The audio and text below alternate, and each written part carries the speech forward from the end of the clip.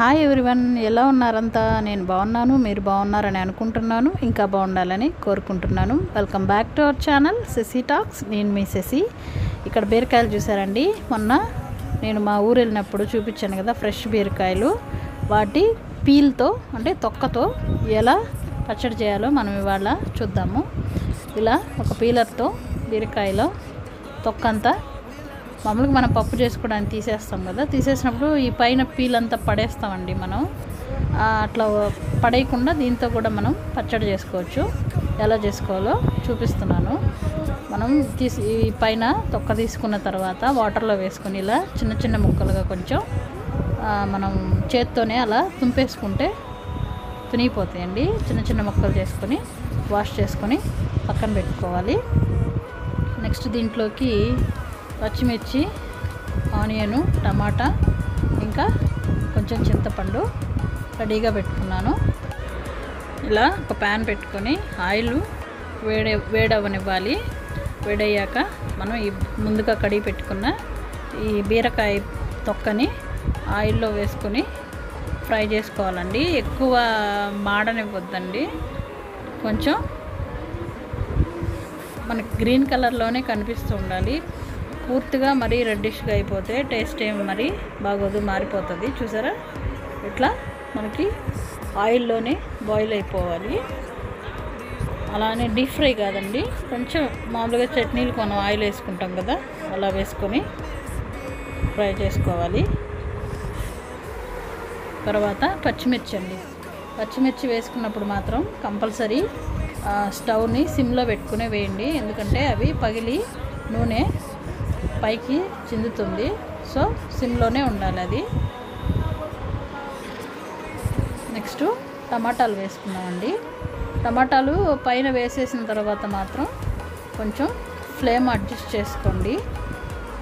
మనం ఇందాక సిమ్లో ఉంచాం కదా, మరి ఇప్పుడు కూడా సిమ్లో ఉంచితే మళ్ళీ ఉడకడానికి లేట్ అయిపోతుంది. కొంచెం చూసారా, మీడియం ఫ్లేమ్లో ఉంచుకోవాలి. ఫుల్గా మాత్రం పెట్టద్దండి, ఎక్కువ మాడిపోవడం కానీ పగలడం కానీ జరుగుతుంది. నెక్స్ట్ కొంచెం చింతపండు మనం ముందుగా నానబెట్టుకున్నది వేసుకుని ఫ్రై చేసుకున్నాము. ఇవి కూడా ఓవర్గా ఫ్రై చేసేసి మాడి చేయడం అలా వద్దు. ఏ మాత్రం కలర్ చేంజ్ అవ్వకుండానే ఇవి బాయిల్ అయిన తర్వాత దింపేసుకోవాలి. లాస్ట్లో కొంచెం జీలకర్ర వేస్తున్నానండి. ఇది మనం లాస్ట్లోనే వేసుకున్నాం, ముందుగా ఆయిల్లో వేస్తే ఇంతసేపు బాయిల్ అయ్యేసరికి మాడిపోతుంది. అయిపోయిందండి. నెక్స్ట్ మనం ఇలా బండలో దంచుకుందాం. కొంచెం నేను హిమాలయను రాక్ సాల్ట్ వేస్తున్నాను. మనం సాల్ట్ మార్చుకున్నాం కదండి, సో అది ఇలా మనం బండలో దంచుకుంటేనే టేస్ట్ డిఫరెంట్గా ఉంటుంది. కింద చూసారా మ్యాట్, ఎందుకంటే ఇప్పుడు అన్ని టైల్స్ మార్బుల్స్ కాబట్టి కంపల్సరీ ఇలా మ్యాట్ వేసుకోవాలి, లేదంటే మనకి కింద ఫ్లోర్ దెబ్బతింటుంది. మ్యాట్ వేసుకొని ఇలా దంచుకోండి. నాది చాలా బుజ్జి బండ అండి, అందువల్ల కొంచెం సైడ్కి వస్తుంది.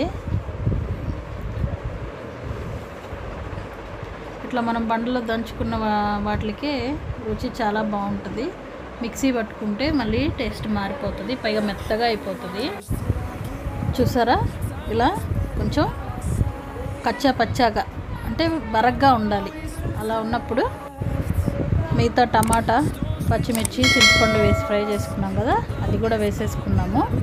అది కూడా వేసేసుకొని ఈ బీరకాయలో అది బాగా కలిసేలాగా మొత్తం దంచాలండి.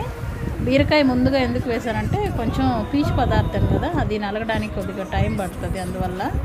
చూసారా, ఇలా చట్నీ తీసేసాను. నెక్స్ట్ కరివేపాకు, కొత్తిమీర, ఆనియన్ అండి. ఇవి ఎక్కువగా దంచేయకూడదు, అందువల్ల నేను లాస్ట్లో వేస్తున్నాను. ఎందుకంటే మనం ఆ ఫ్లేవర్ మిస్ అయిపోతాం మళ్ళీ ముందుగా వేసి అందులో దంచేసామంటే. సో ఇవి కూడా ఓవర్గా ఏం దంచద్దు. ఆనియన్స్ కొంచెం చిన్న చిన్న ముక్కలుగా అయ్యేలాగా బరగ్గా దంచాలి. చూపిస్తాను అది కూడా. చూసారా, ఇట్లా ఆకులు, ఆనియను ఇలా మిక్స్ అయితే చాలు. నెక్స్ట్ మనం పోపు పెట్టేసుకుంటున్నామండి. పోపులో కొంచెం ఇంగువ వేస్తున్నాను.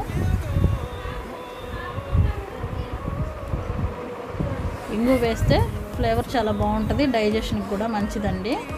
తర్వాత ఇవి పోపు దినుసులు. పోపు దినుసులు అంటే మీకు తెలుసు కదా, మినపప్పు, పచ్చిశనగపప్పు, జీలకర్ర పోపు పెట్టేసుకొని దీంట్లో మిక్స్ చేసేసుకుంటున్నాను. అంతేనండి, చాలా ఈజీ అంటే ఈజీ, చాలా టేస్టీగా కూడా ఉంటుంది. బీరకాయతోనే కాదు తొక్కతో కూడా ఇలా మనం చట్నీ చేసుకోవచ్చు. చూడండి సూపర్గా ఉంది.